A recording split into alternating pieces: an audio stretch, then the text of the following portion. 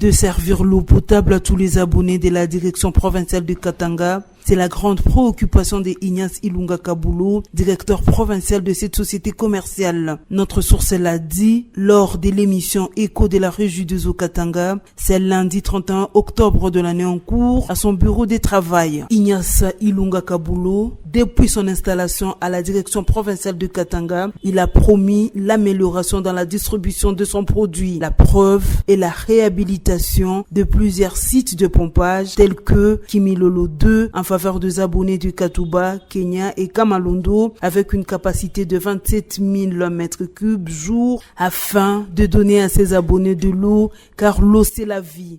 Nous avons essayé de maintenir l'eau au robinet, de maintenir la qualité de cette eau. Maintenir l'eau au robinet, il y a un problème qui est derrière, c'est que ça fait bien longtemps qu'on n'a pas investi suffisamment dans le secteur de l'eau potable.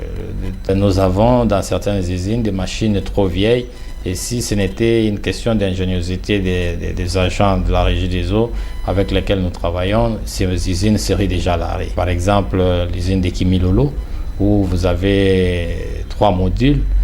Dieu merci, nous avons aussi retapé à neuf le module 2 de Kimilolo.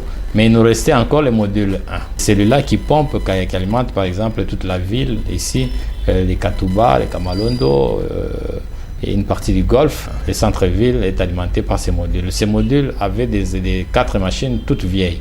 Et c'est notre administration et grâce à la mobilisation locale des ressources que nous avons réussi à changer 2 machines sur 2.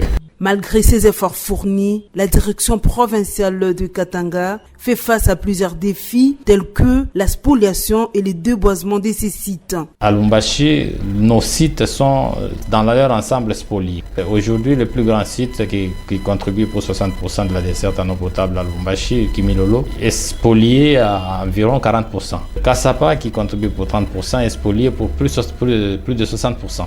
De son espace. Et Loano l'est également à plus de 50%.